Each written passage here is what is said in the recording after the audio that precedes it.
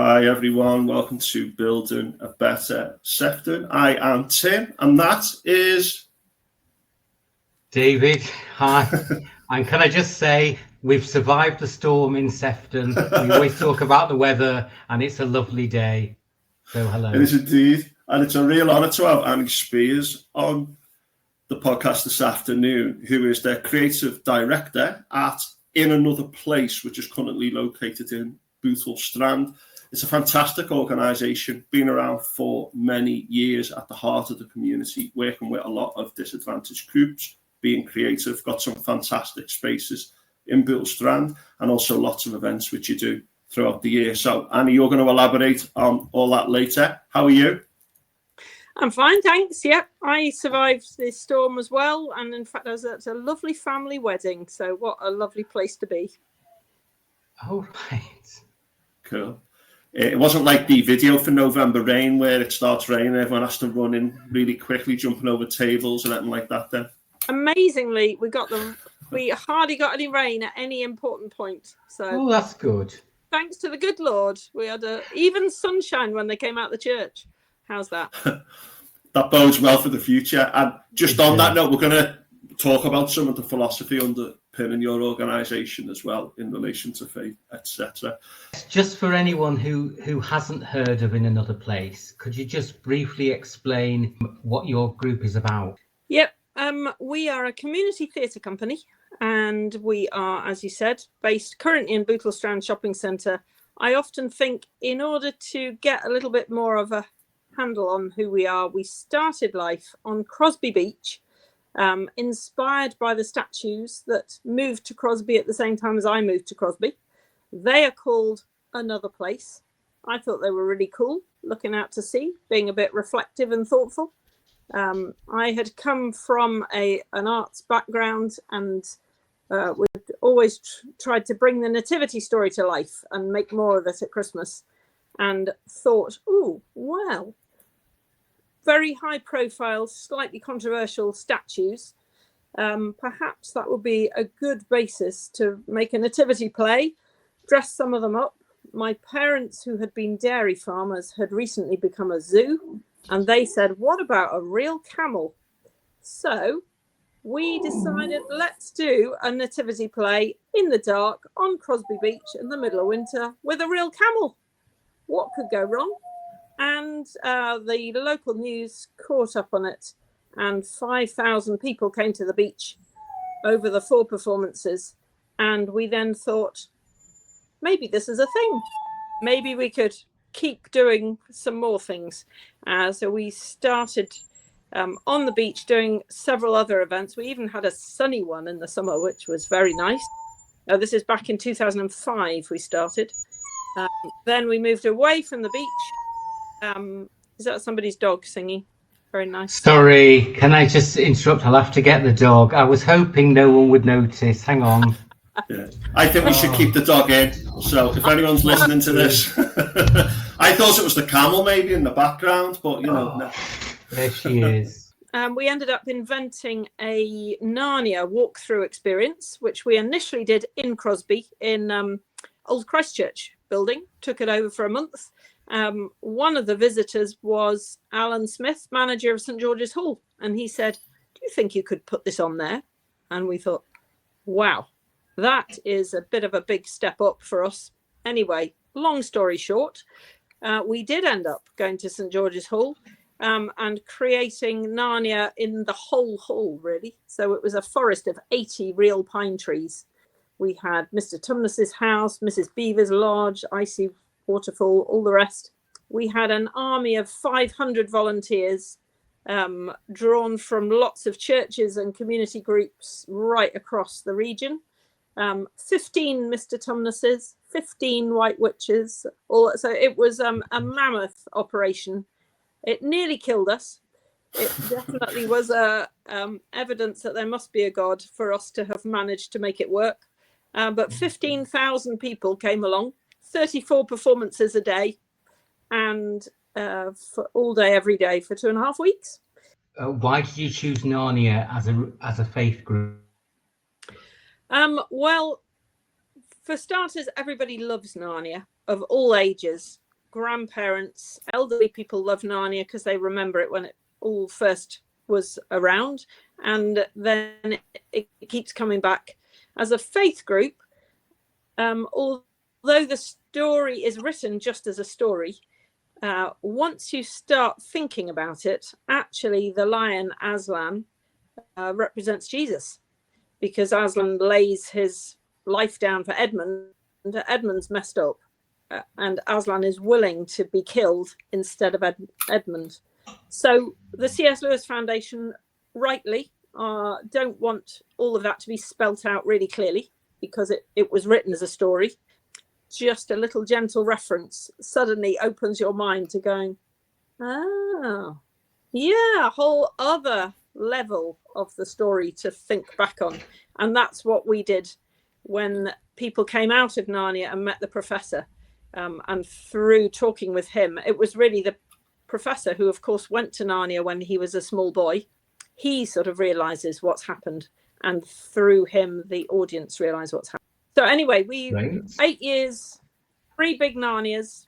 So we did some other events in St. George's Hall as well, smaller, and a Facebook mystery play sort of thing, with some massive big props. And then in 2019, we made the incredible step up in our lives to move to Bootle Strand Shopping Centre. So we've reached the dizzy heights now of being in a corridor of 11 broken shops, which we have turned into a medieval castle. And we love it there. I've actually been in that castle a couple of times, and just for the listeners, I think to sum it up, you do very much community theatre based on Christian principles and Christian faith, open to everyone, putting on productions basically to bind the community together. Now, is that a fair summary of what you do, would you say, or do you want to add anything to that? Yeah, I mean, I would say for the average visitor, they probably don't know that we're Christians. Yeah. Apart from at Easter, when we're acting out the Easter story, so they might work it out then. And at Christmas, when we tag on the nativity to the grotto. So we do Father Christmas meeting the children, and then he says to them, do you know I'm not the only one that's important at Christmas? If you would like to, we can take you back in time to the very first Christmas 2,000 years ago. Then an innkeeper takes them to Bethlehem and says what happened in the very first Christmas. So we are sort of have got gently a little Christian angle on things, but a lot of the weeks this year we've been on Alice in Wonderland, and you wouldn't particularly tell that we are Christians, but that's our motivation, I guess, that we really like people. We think in this world, which is rather full of gloomy or even frightening things at the moment, it's nice to be reminded that there's good news, and that there is lots of joy and fun and love to be had out there as well. Yeah. Now, I first went past in another place I think it was post-COVID. So I walked through Bootle Strand. I'm from Bootle originally, but I was living in Formby at the time, and I went through Bootle Strand, and I went past the place where you were, and there was clothes, there was props, there was people, and it was just such a buzz about the place. And I kept thinking, because I was doing podcasts back then, I thought, I'll have to do something with these people. And then I met you through a couple of other organisations, the Performers Network, which is creatives across Sefton who come together.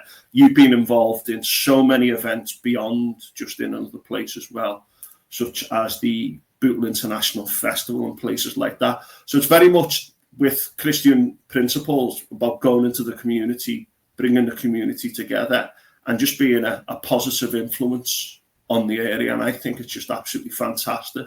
And Annie's one of those people, folks, who are you listening, when she's in a room, she's full of positivity and she brings things alive. And I think you summarised it most for me when it was raining during the International Festival at the start. Annie, you bounced up on the stage and just got everyone really up for it. And I think that infectious positivity is just so good from yourself, but also through in another place. So thank you very much for all that positivity in the community. Well, good. It is very important to me. And I think being thankful is a sort of secret weapon, I think. If you can be able, my husband says, it'll be on my gravestone, always look on the bright side of life. But I think, so many people are prone to anxiety and depression. And, all of us at times have days when stuff's difficult. And for some people, their life situation is very difficult. But actually, I think one of the things that I find with my faith is just looking out the window and saying, well, do you know what? There's sky out there, there's air to breathe, there's trees, there's grass, there's all sorts of creatures. There's little tiny creatures who you don't even see that are busy rushing around the place, doing important stuff and reproducing and things. And there's always stuff to be grateful for. And that can really lift your spirits, I think. Here. And plus community does that as well. That's a lot what we're trying to do in Bootle Strand is if you're stuck on your own feeling miserable, it's really hard. But actually, the more that you can push yourself to get out and be with others, often, well, the Bible talks about in giving, you receive. And actually, it's really true that a lot of the time, if you help by helping somebody else, you actually often help yourself as well, because it's so rewarding and satisfying to feel that you've done something to contribute to somebody else, and then you see them feel better, and that makes you feel good too. There's all a lovely positive circle.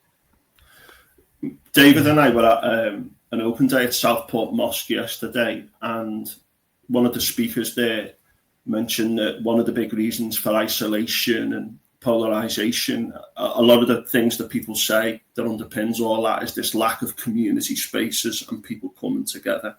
And in another place, I've been there. You open your doors to anyone, don't you? I've seen a lot of people coming in, people from underprivileged groups as well, and it is very much an inclusive place. And I think that idea of community spirit, I think that is very much what you're about as well. Do you want to tell us briefly where does your faith come from? Sorry, add to that, but could you just tell us where your faith comes from? Is it family? Obviously, it's come from inside you, but how is that being kind of cultivated? It is from family, a lot from the beginning. So my parents became Christians themselves in different ways in their teens. And so when they married, they were Christians, and it was very important to them that they would only want to marry someone that was Christian. And so we were brought up sort of like Jesus was another member of the family. We always said, thank you, God, for our food before we ate. And my dad was a farmer, and he used to pray about the weather and crops, and if a cow was sick, to get better, and all sorts of stuff like that. So it was very down to earth and day to day stuff. And we went to a big church. This was down in Bristol. Went to a big church, the inner city church, which had been a tiny congregation of about 6 or 7 people in a barn of a building. And our family joined along with a few other families, believing and praying that God would help it come to life. And within a few years, there were several hundred people coming along there, and a lot of that time we used to go out and do street theatre in Bristol shopping centre and things, and just talk to all sorts of people who were around. So I guess from an early age, not only was it a faith that was important to me and to talk to God myself, but also something to share with other people. And I felt my sort of life mission is about taking good news outside the church. Lots of people, particularly nowadays, lots of people don't feel that church is relevant to them. It's like a club that, like, you don't like football, so you don't go to a football match. You don't like church, so you don't go to church.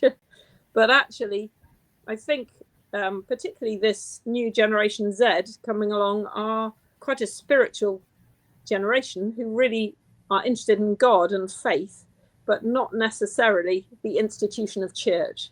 So we're trying to connect with people, as I say, connect people to each other, to be friends, but also connect them to say, hey, you don't have to do some sort of special religious formula to talk to God. God's here with us. Wherever you are, you can talk to him, talk walking down the road or sitting in your house. Just have a chat with him. He can read your thoughts. So that is a lot of where I'm still at. I had a few doubts at university. I did psychology, which is good for messing with your brain.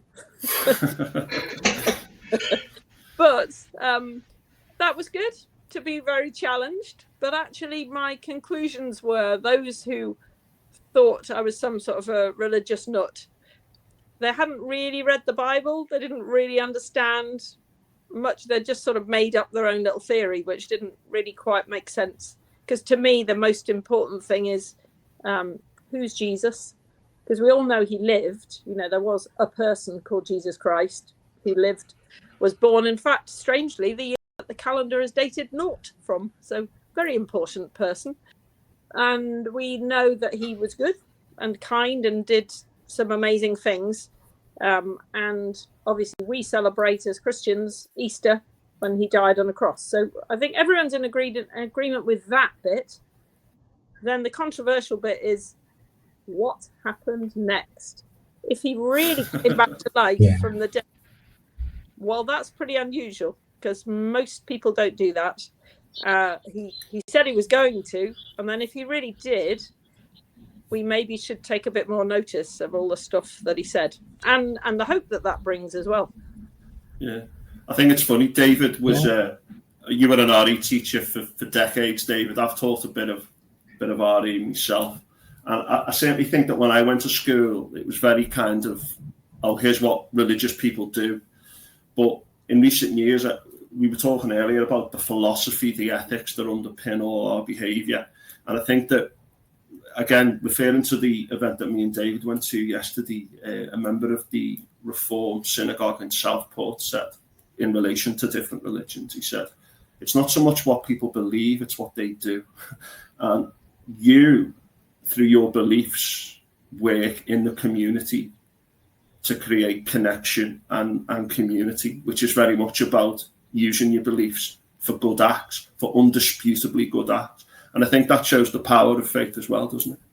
Yeah, that's definitely what we're about. If you've got all sorts of theories and beliefs, and then you're actually a really horrible person, that's not a great. It's not sort of great evidence that what you believe is good. Yeah. The point is, you're not trying to sort of show off and be good. You're just trying to be kind and loving and fun and joyful and all those things, because that is the best of being human. And the really good news, I think, about the Christian faith is that God helps you, because, we all run out of niceness. Some of us run out quite quickly. There's always people out there that can be quite challenging to like and to work alongside. And especially if they've hurt us or been cruel or mean or whatever. But what Jesus says is, I can help you to be better than you can be yourself. And that's amazing, because I think probably most of us quite like being nice, and we mainly want to get on with people, but sometimes it's difficult, isn't it? Yeah, because I always used to say to the RE teachers, you will be the only gospel the children will really read. That it's our example, so it's not just what we say, it's what we do. I was fortunate, I think, with my RE education, that there was a lot of charity. I mean, I was taught in the 70s, which is a very fascinating decade.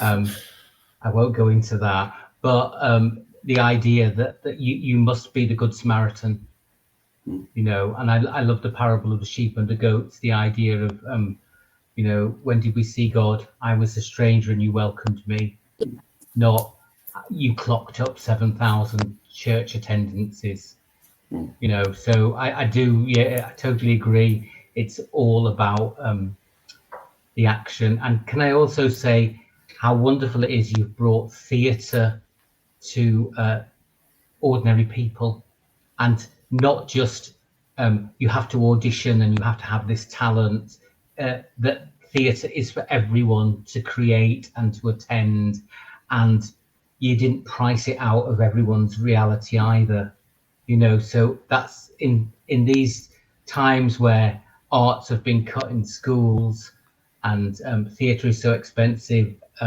in another place has done wonders. So thank you. Oh, well, thank you very much. We love doing that. And I think, again, sometimes you can think it's all more complicated than it needs to be. Mostly as kids, we love make-believe and acting things out and pretending things. You're doing great work. We are living in very difficult times. I think no one would doubt that. What do you think for the residents of Sefton is the biggest change that needs to happen, or the biggest challenge that we need to overcome? Well, what a big question. Yes. Well, I would say one of the things that's been very noticeable in Bootle, I've lived in Bootle now for almost 10 years, is how ethnically diverse we're becoming. I love it. The one thing I hadn't done in my life was lived in a very diverse part of town, and my husband is a vicar, so we've moved to wherever he's been in charge of a church. So I was a bit disappointed we hadn't ever lived in Toxteth or somewhere that was very diverse. And then it appears that the good Lord has sent the world to Bootle. So that's exciting. However, we are in difficult times as a country. There's a lot being said and a lot of anxieties and concerns about immigration and issues. I'm sad to say that last week a whole load of very large Union Jacks appeared right down Stanley Road, which I presume is not because there's some sort of great patriotic event that I've missed, but connected with some of people's anxieties, worries, frustrations, anger about this whole issue of immigration and perhaps not being listened to by the government in the way that people want to. Sefton has been historically a very white working class area. Well, Bootle end, white working class area. Lots of Irish influence, of course, but very, very few different nationalities. Bootle is thoroughly mixed now, and it's sort of going slowly up the coast. I think it less so in Crosby, probably less so in Formby, but things are changing. And part of the Bootle International Festival and our passion to stay involved with that is to embrace it and say, do you know what? Don't even have to go on expensive holidays to go and discover all some of this stuff in the world. It's here on our doorstep, and we can make friends with people who have brought all sorts of cultures and traditions and values here. Even in the last couple of weeks, 2 more big churches have opened up in Bootle, a big Roman Catholic church, which is South Indian in origin, and another Nigerian congregation. And that's amazing. The church congregations had been shrinking in Bootle, and now suddenly there are some huge ones of 200 or 300 people.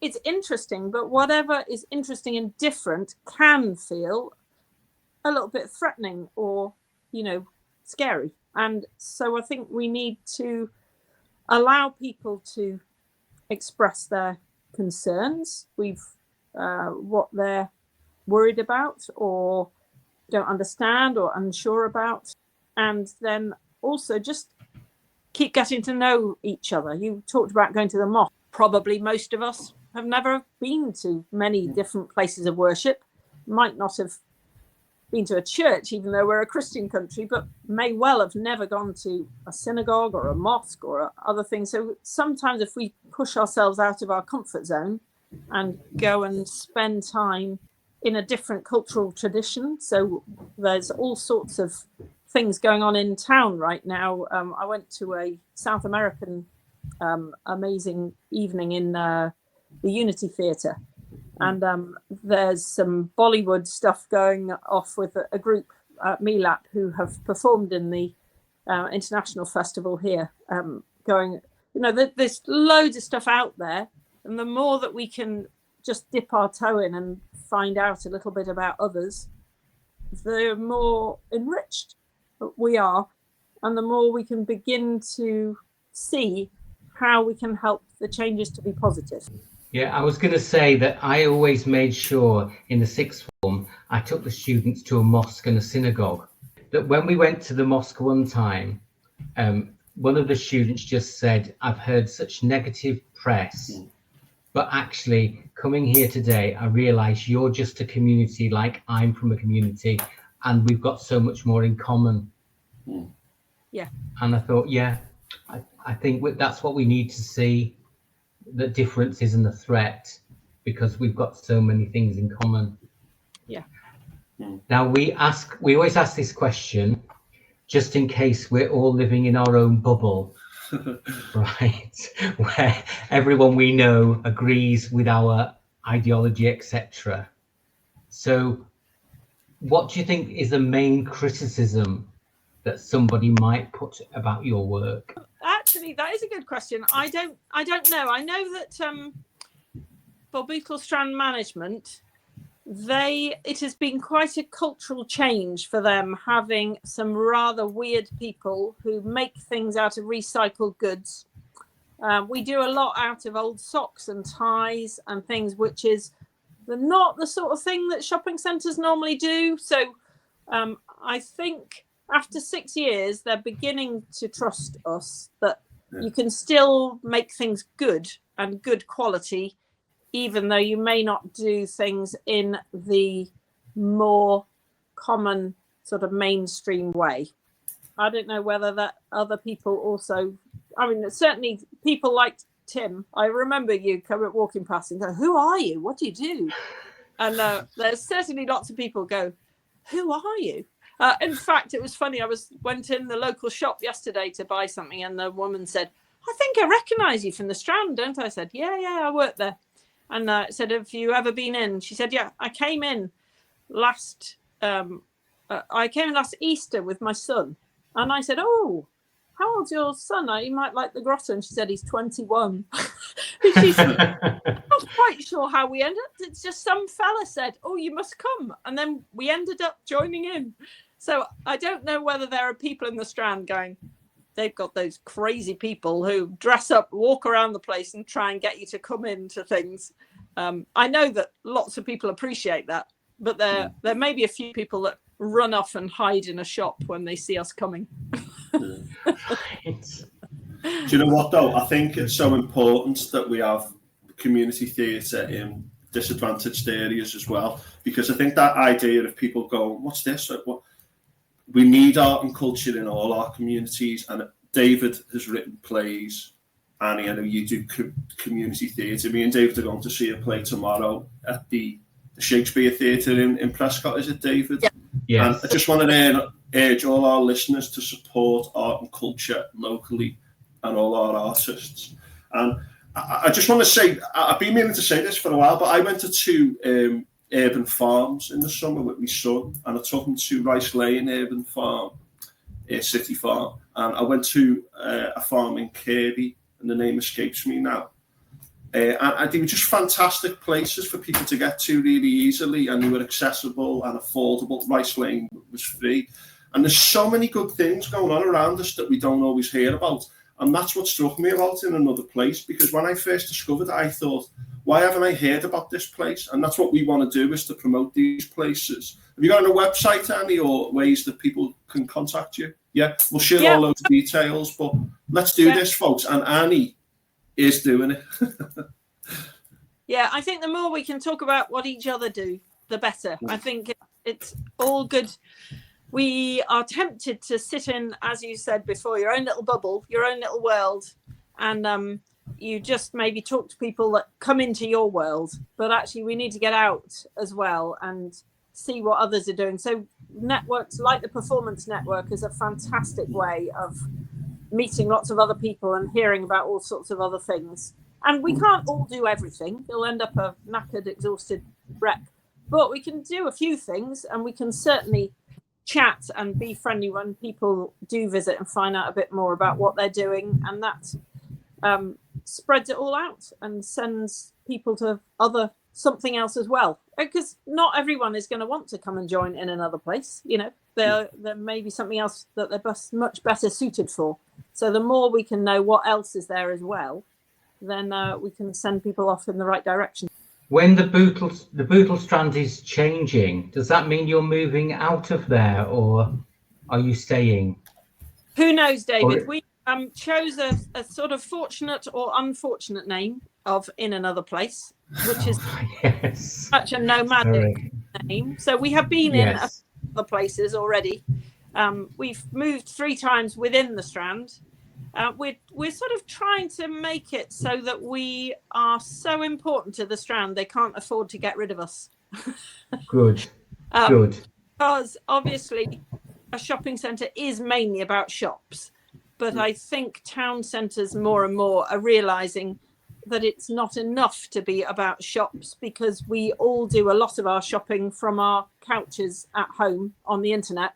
One of the key things that you can't get from your couch at home is community, and is actual people and interaction and joining in with things. And actually one of the phases that I personally hope to get into a lot more the next few years is to try and inspire other people in other towns to do similarly to us, to take over some empty units that are otherwise depressing and just boarded up and lifeless, and to do something creative there as well and start their own brand of community thing. So we'll see. Watch this space. It hasn't taken off yet. It's a seed of an idea at the moment, and hopefully we can be a role model to encourage others. Bootle Strand has had a tough time for quite a few years, really, and so to be able to rebrand it as somewhere that's quirky and interesting, friendly and pioneering, with Wykids, their Kingsley and Co bookshop that's there, that we work closely with them. There really are reasons to come to the Strand, but hopefully reasons for other people to take our ideas to where they are as well. That's great. Brilliant. You're definitely building a better Sefton, can I say that? And well done. And to all, because I know also it's a huge group effort in Another Place. So to all your volunteers, just thank you. Thank you. And Annie, I think we'll see you at the Performance Network in a couple of days as well, hopefully. Yeah. Wednesday, all good. Southport, sunny Southport. Yeah. So, of course, the next big thing on our calendar is Christmas. Sorry to mention it already, those that feel offended in September. But we, at the Strand, we have 2 things for Christmas. We have our own production called The Secret of Christmas. So we're some mad scientists doing some experiments. What actually is the essence of Christmas? What is it that makes it uniquely Christmas? It's an event that's aimed at schools, but also just groups and people of all ages. It's quite fun and interactive, and lots to explore and think about. And then we will be turning our castle, from the same set will all be on a Christmassy theme. And Father Christmas himself, Tim, we've arranged for him to come and visit. How exciting is that? And amazing.